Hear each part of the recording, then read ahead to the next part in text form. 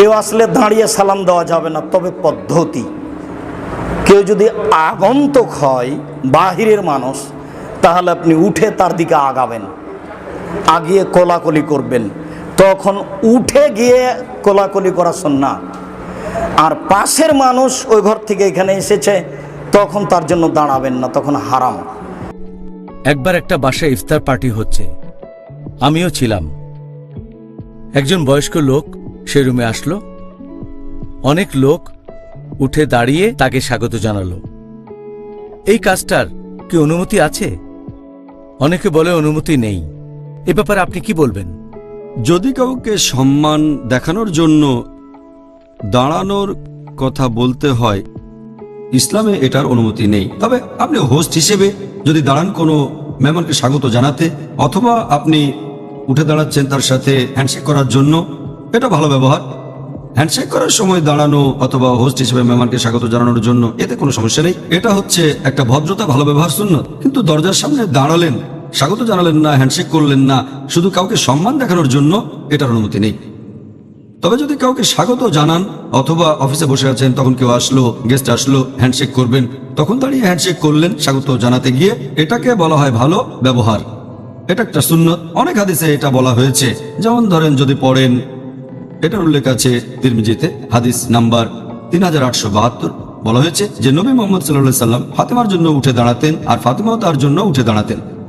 বলা হয়েছে যে মুহাম্মদ সাল্লাল্লাহু আলাইহি সাল্লাম উঠে দাঁড়াতেন আর মেয়ের জন্য ফাতিমা রাদিয়াল্লাহু আনহা, আর তিনি উঠে দাঁড়াতেন যখন আসতেন তার বাবা হযরত মুহাম্মদ সাল্লাল্লাহু আলাইহি সাল্লাম। তার মানে এভাবে দাঁড়ানোটা হারাম না, এটার অনুমতি আছে। এছাড়াও আরেকটা হাদিস আছে সহিহ বুখারীতে, হাদিস নাম্বার 3043, যে সাহাবীগণ উঠে দাঁড়িয়েছেন নবী মুহাম্মদ সাল্লাল্লাহু আলাইহি সাল্লামের নির্দেশে, যখন সাদ ইবনে মাউদ আসলেন বনি খুরাইদার বিচার করার জন্য। তার মানে নবী বলেছেন যে তোমরা দাঁড়াও, আর সাহাবীগণ দাঁড়িয়েছেন আরেকজন সাহাবাকে স্বাগত জানাতে। এরপর আরো দেখবেন সহিহ বুখারীতে হাদিস নাম্বার 4418 বলা হয়েছে যে তালহা রাদিয়াল্লাহু আনহু তিনি উঠে দাঁড়িয়ে হ্যান্ডশেক করলেন আরেক সাহাবার সাথে, কাব ইবনে মালিক, যখন তিনি আল্লাহর কাছে তওবা করলেন আর আল্লাহ তা কবুল করলেন। তাহলে দেখা যাচ্ছে একজন সাহাবা দাঁড়াচ্ছে নবীর সামনে, নবী সেখানে উপস্থিত ছিলেন অন্য সাহাবাকে স্বাগত জানাতে আর হ্যান্ডশেক করার জন্য। তাহলে বলা হচ্ছে যে স্বাগত জানাতে, শুভেচ্ছা জানাতে, হ্যান্ডশেক করতে যদি উঠে দাঁড়ান অনুমতি আছে, এটা সুন্নাত। এই কাজটা করলে ভালো, উৎসাহ দেওয়া হয়েছে। এছাড়াও আরো অনেক সহিহ হাদিস আছে। যেমন একটা হাদিস সুনান আবু দাউদে, হাদিস নাম্বার 5211, এখানে বলা হয়েছে নবী যখন লাঠিতে ভর দিয়ে আসলেন, সাহাবীগণ উঠে দাঁড়ালেন। নবী আপত্তি জানিয়ে বললেন যে তোমরা কি বিদেশিদের মতো উঠে দাঁড়িয়ে আমাকে সম্মান দেখাচ্ছ? আরো একটা হাদিস আছে তিরমিজিতে, হাদিস নাম্বার 2754, সাহাবীগণ কখনোই নবীর জন্য উঠে দাঁড়াতেন না, কারণ তারা জানতেন যে নবী তাদের এই উঠে দাঁড়ানো পছন্দ করতেন না। তাহলে এই হাদিসগুলো থেকে আমরা জানতে পারি যে এক এক পরিস্থিতিতে কখনো হয়তো অনুমতি আছে, কখনো এটা হচ্ছে মুস্তাহাব, আবার কখনো বা এটাকে বলা হয়েছে মাকরু, আবার কখনো হারাম। আর শেখ বিন বাজের কাছে ফতোয়া চাওয়া হলে, আল্লাহ তাকে রহমত করুন, আমিন, রাহিমুল্লাহ, তার কাছে ফতোয়া চাওয়া হলে তিনি এই 3টা ক্যাটাগরি করলেন। তিনি বলেছেন যদি কেউ উঠে দাঁড়ায় কাউকে সম্মান দেখানোর জন্য যে বসে আছে, যেমন আগেকার রাজা বাদশারা এমন করতো, এটা হারাম, কারণ নবী পছন্দ করতেন না। আর নবী বলেছেন একটা হাদিস যে নবী তখন নামাজ শেষ করে বসেছেন, সাহাবীগণ উঠে দাঁড়ালে নবী বললেন যে আমি বসা অবস্থায় উঠে দাঁড়িও না, তোমরা আমাকে পারস্য রাজার মতো সম্মান দেখিও না। তাহলে কোনো মানুষকে সম্মান দেখাতে উঠে দাঁড়ানো আর সে বসে আছে, এটা হারাম।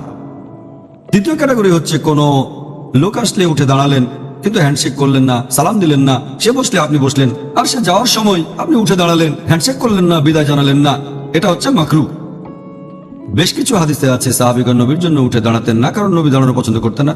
তবে তৃতীয় ক্যাটাগরি, যখন আপনি দাঁড়াচ্ছেন কাউকে শুভেচ্ছা জানাতে, কাউকে স্বাগত জানাতে, তার সাথে হ্যান্ডশেক করলেন, এটা হচ্ছে মুস্তাহাব, উৎসাহ দেওয়া হয়েছে, এটা আমাদের নবীর সুন্নাত। তাহলে দাঁড়াচ্ছেন কারোর সাথে হ্যান্ডশেক করার জন্য অথবা স্বাগত জানাতে, শুভেচ্ছা জানাতে, এটা মুস্তাহাব, ভালো ব্যবহার, আর আমাদের নবীর সুন্নাত। শেখ বিন বাজ এই 3টা ক্যাটাগরি করেছেন।